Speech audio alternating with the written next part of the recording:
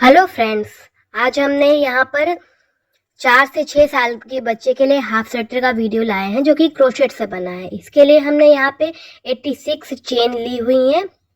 ये 86 चेन हमने बच्चे के पेट के सरकमफेरेंस के हिसाब से ली है। इसको इस तरह से सीधा देखते हुए हम दोनों एंड्स को आपस में जोड़ेंगे स्लिप स्टिच की मदद से।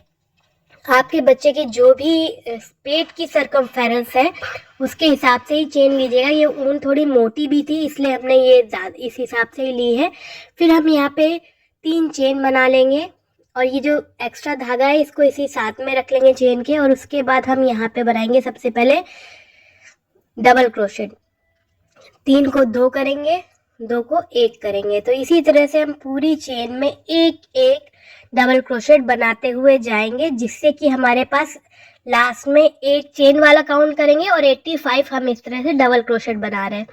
तो ये हमारे पास 86 डबल क्रोशेट लास्ट में रह जाएंगे। पूरे एंड तक बनाएंगे और फिर स्लिप स्टिच से आपस में जोड़ेंगे। तो एंड तक हमने बना लिया है। उसके बाद यहाँ जो तीसरी चेन है उस पर स्लिप स्टिच कर देंगे। ये हो गया। इसके बाद हम फिर से 3 चेन लेंगे।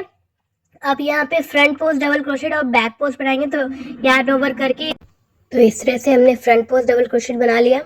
फिर यार्न ओवर करेंगे और पीछे से इस तरह से लेंगे तो ये बैक पोस्ट डबल क्रोशेट हो गया। अल्टरनेट में हम यानी एक के बाद एक हम फ्रंट पोस्ट और बैक पोस्ट बनाते जाएंगे। हमने यहाँ पे 3 चेन के बाद शुरुआत फ्रंट पोस्ट से की थी, तो जो हमारा एंडिंग होगी वो भी फ्रंट पोस्ट पे ही होगी इस रो की।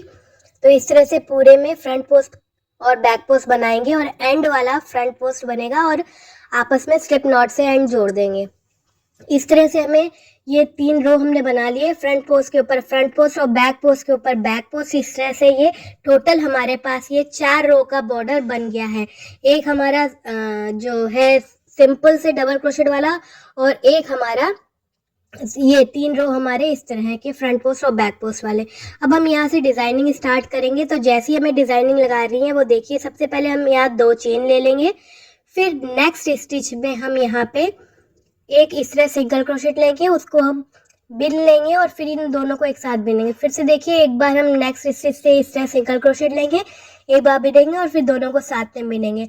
तो इसी तरह पूरे सर्कल में हमें बनाना होगा और बाद में एंड यहाँ पर लाकर सेकेंड चेन में जोड़ देंगे हम स्लिप नॉट की मदद से। तो पूरे चक्कर में इसी तरह करते हुए हम बनाएंगे और इसका घेरा पूरा कंप्लीट करेंगे। तो ये देखिए हमने एंड तक आ गए हैं वैसे ही बनाते हुए।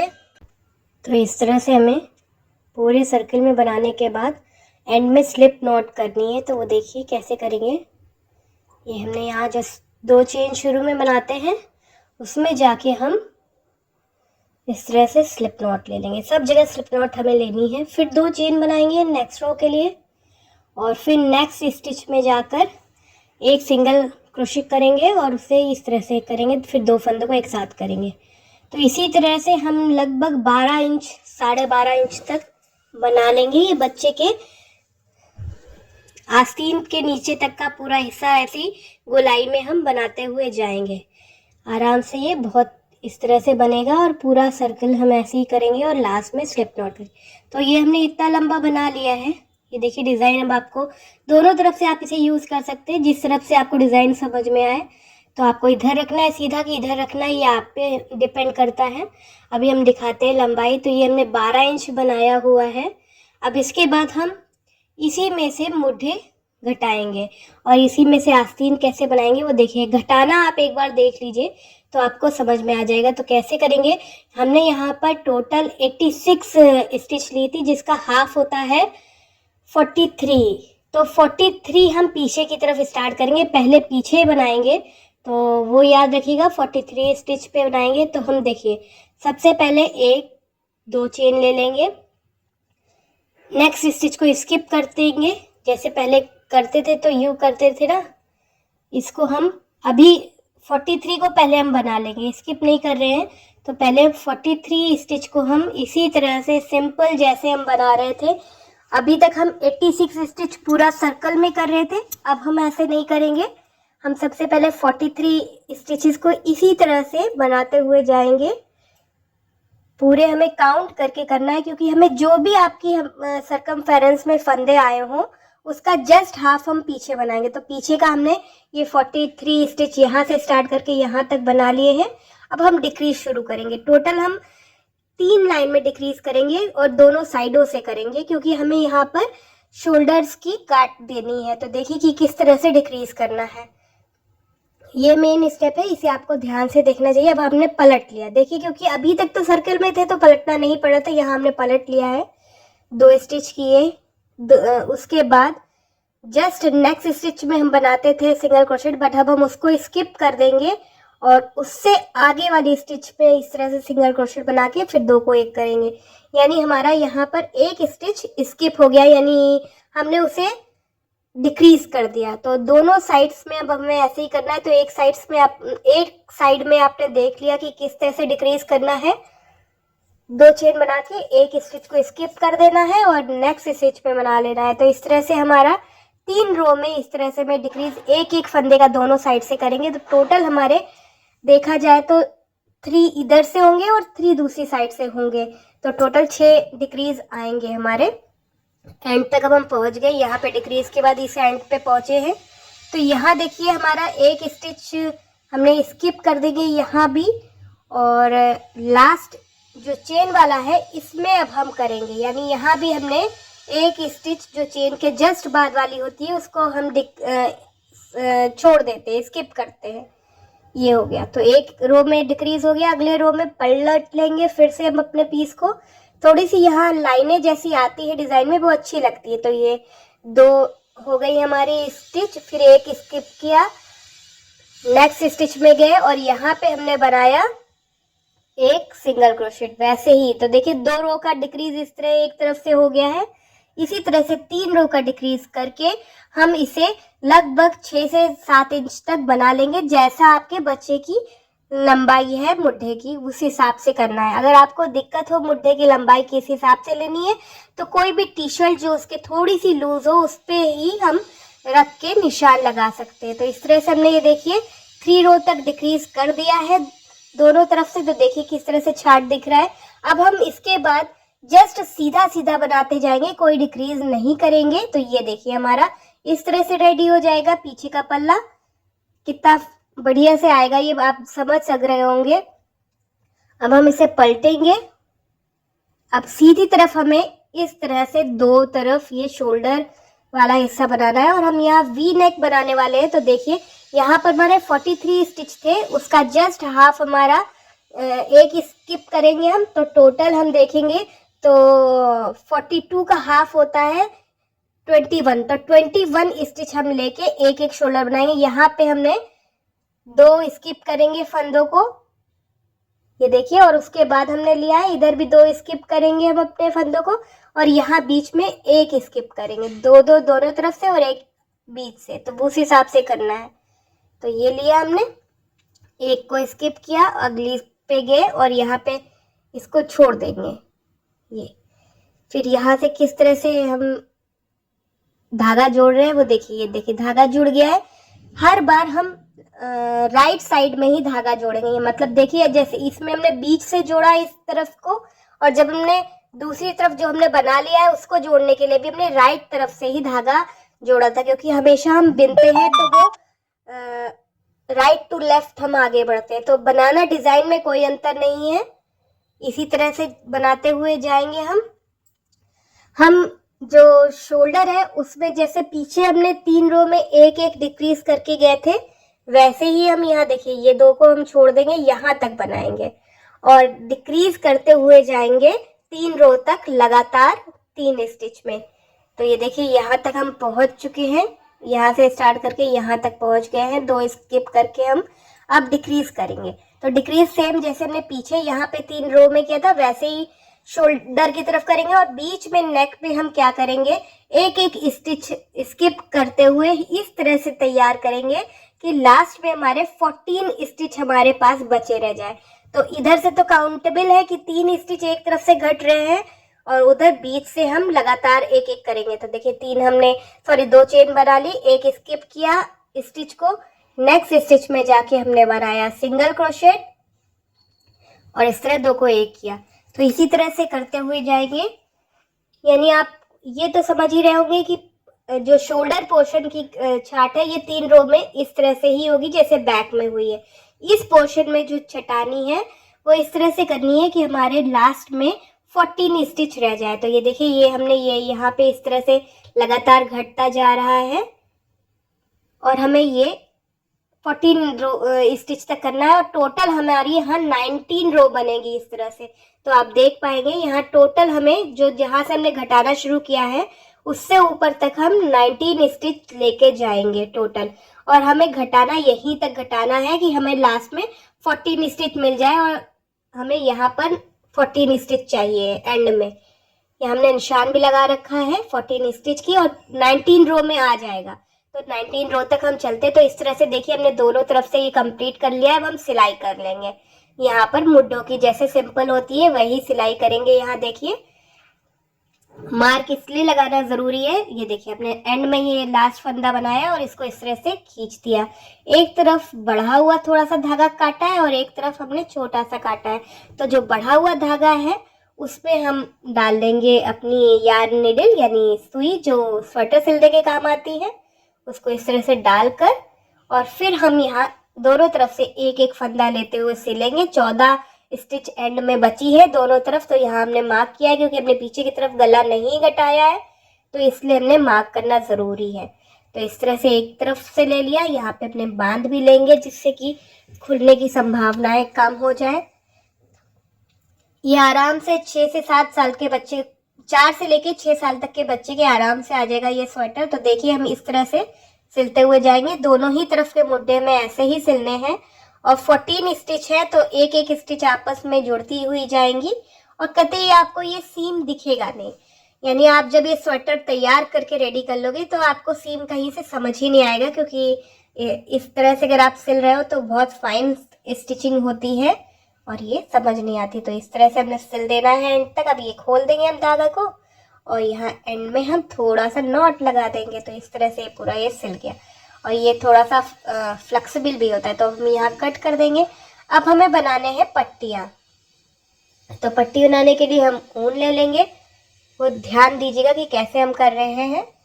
हम यहाँ आस्तीन में 60 स्टिचेस टोटल उठाएंगे। तो देखिए इस तरह से हमने एक फंदा ले लिया और यहाँ बीचों बीच में जो हमने 2 स्किप किए थे वहां से हमने इस तरह से करना है। एक स्लिप नॉट लिया, फिर हमें 3 चेन लेनी है। अब हर स्टिच में एक एक डबल क्रोशेट उठाते हुए जाएंगे। टोटल हमें यहाँ 16 डबल क्रोशेट चाहिए जिसमें ये 3 जो हमने चेन शुरू में बनाई है वो इंक्लूडेड है। 60 याद रखिएगा। हमने सर्कल इससे ज्यादा या कम लेंगे तो झोल आने की संभावनाएं हैं, इसलिए हमने यहाँ पे 60 लिया है। आप अपने हिसाब से देख लीजिएगा कि झोल नहीं आना चाहिए। हर स्टिच में अगर एक एक दो दो लेंगे तो फिर झोल आने की संभावनाएं नहीं होगी। तो इस तरह से हमें पूरा सर्कल इस तरह ही से रेडी करके 60 स्टिच पूरे में उठा लेनी है। और एंड में हम जब नेक्स्ट रो पे जाएंगे तो स्लिप नॉट हम एंड में, जैसे पहले हमने हर रो के एंड में स्लिप नॉट कर रहे हैं वैसे ही इस रो के एंड में भी हम स्लिप नॉट करेंगे। तो इस तरह से हो गया हमारा। अब एंड तक आके आपको दिखाते हैं कि स्लिप नॉट के बाद क्या करेंगे। तो यहाँ तक हम बनाते आते हैं। फिर तो ये हमने बना लिया है, पूरी एक सर्कल हो गई है। दोनों तरफ के मुड्ढे सेम ही बनते हैं। तो ये हो गया।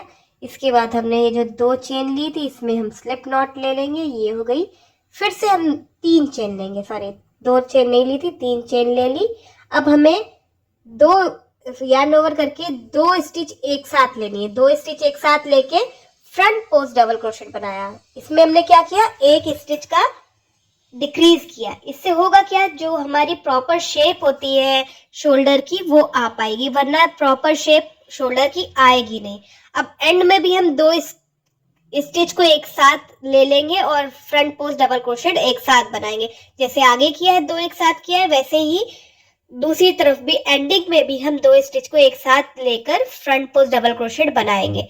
तो इस रो के एंड में अब मिलते हैं और फिर क्या करते हैं, दोनों तरफ ऐसे ही करेंगे। तो देखिए एंड हो गया। 2 हमने स्टिच अभी छोड़ी हुई है, इनको फ्रंट पोस्ट डबल क्रोशेट ही बनेगा। जब आप बनाएंगे तो आप देखेंगे ये फ्रंट पोस्ट ही बनते हैं। तो ये फ्रंट पोस्ट डबल क्रोशेट बना दिया हमने। अब हम जोड़ देंगे स्लिप नॉट से एंड्स को, फिर से 3 चेन बनाएंगे और अब की बार जो हमारा डिक्रीज होगा वो बैक पोस्ट डबल क्रोशेट पे होगा। तो इसी तरह से हम इस रो में भी 2 स्टिच को स्किप करेंगे और दोनों साइड इसी तरह से शोल्डर बना लेंगे। तो ये देखिए हमारे 3 रो का ये शोल्डर रेडी है। अब देखिए कि गले की पट्टी कैसे बनती है और एकदम इसमें जैसे बीच में चोटी बनती है वैसे ही यहाँ भी बन के आती है। तो हमने ये एक फंदा बना लिया है और बीचों बीच में हम इसे कहाँ जोड़ रहे हैं वो देखिए, एक साइड में, थोड़ा सा साइड में हमने इसे जोड़ा इस तरह से स्लिप नॉट से। स्लिप नॉट हो गई। अब हम फिर से 3 चेन बनाएंगे। 3 चेन बना ली हमने। अब यहाँ सामने वाली तरफ गए और एक इनकम्प्लीट डबल क्रोशेट बनाया। अब बीच वाली तरफ गए, यानी देखिए हमें बीच में चोटी चाहिए इसलिए इसमें भी इनकम्प्लीट डबल क्रोशेट बनाया। यानी हमने एक साइड में जोड़ा, फिर दूसरी साइड में जोड़ा और फिर बीच में। अब फिर फिर हम डबल क्रोशेट अगली स्टिच में बनाएंगे। तो ये देखिए बीच में छोटी सी चोटी सी दिख रही है। अब हम पूरे सर्कल में इस तरह से डबल क्रोशेट बनाते हुए जाएंगे। याद रखना है जब हमें बीच में आना है तो हमेशा ये चोटी बीच में चाहिए, तो चोटी वाला स्टिच बाद में होता है। अब हम यहाँ तक एक डिक्रीज करेंगे। देखिए हम यहाँ तक हमने बना लिया। हमने जैसा आपको बताया कि यहाँ पर अब हमें इस साइड जोड़ना है, तो सामने वाली तरफ का जो स्टिच है उसमें जाके इसमें स्लिप नॉट करनी है। यानी हमें जोड़ना इस एंड और इस एंड को है। अब देखिए फिर से हम बनाएंगे। ये देखिए यहाँ सामने से जोड़ा है हमने। अब 3 चेन बना लेंगे। ये 3 चेन हो गई। अब एक स्टिच को फ्रंट पोस्ट इस तरह सामने वाली तरफ बनाएंगे। इनकम्प्लीट ही बनाएंगे ये भी। ये इनकम्प्लीट बना दी है। फिर से यार्न ओवर करेंगे और ये जो चोटी वाली थी बीच में इसमें यूं बनाएंगे। तो ये हो गया। अब इसको भी हम इनकम्प्लीट बनाएंगे और तीनों जो चेन वाली है और फिर जो सामने से बनाया और जो बीच से बनाया उन तीनों को एक साथ कंप्लीट करेंगे। तो ये चोटी इस तरह से बनती हुई जाएगी। तो इस तरह से चोटी बनेगी और हम अगली रो में जाएंगे और यहाँ पर भी एक डिक्रीज करेंगे। यहाँ तक बना के फिर यहाँ जोड़ेंगे सामने वाली तरफ और फिर अगली कैसे करेंगे वो दिखाते हैं हम आपको। तो इस तरह से हम बैक पोस्ट करेंगे एक स्टिच को स्किप करते हुए, फिर फ्रंट पोस्ट इस तरह से जाएंगे, फ्रंट पोस्ट बैक पोस्ट करते हुए और एंड में यहाँ तक मिलेंगे। एक डिक्रीज करना है हमें यहाँ पे। तो ये यहाँ तक आ गए। एक स्टिच को स्किप कर रहे हैं, ये इसको हमने छोड़ देना है और सामने वाली जो स्टिच है इस पे जाके स्लिप नॉट करना है। तो ये देखिए पीछे से हम गए, अभी आगे से गए थे, अब की पीछे से गए, पीछे से गए और फिर 3 चेन बना लिया और फिर उसी साइड का जो अगली स्टिच है उसको ऊपर हम ये फ्रंट पोस्ट बना लेंगे। ये हो गया। इनकम्प्लीट बनाया, फिर यार्न ओवर किया और चोटी में इस तरह से बनाया। ये तो 3 हमारे पास स्टिच हो गई जिनको एक साथ हमने कर लिया। ये देखिए चोटी पूरी सीधी आएगी और फिर हम फ्रंट पोस्ट और बैक पोस्ट बनाते हुए एंड तक पहुंचेंगे और एंड में भी हम आपको दिखाते हैं कि क्या करना है। ये चोटी एकदम बढ़िया सी आती है। यहाँ हम इस स्टिच को स्किप करके यहाँ तक हम बनाएंगे, इस स्टिच को लास्ट में स्किप करके और यहाँ एंड में लास्ट वाली जो है इस पे जाके हम पीछे से जोड़ेंगे, तभी ये हमारी चोटी बन के आएगी। तो हम आपको दिखाते हैं कि एंड कैसे करना है।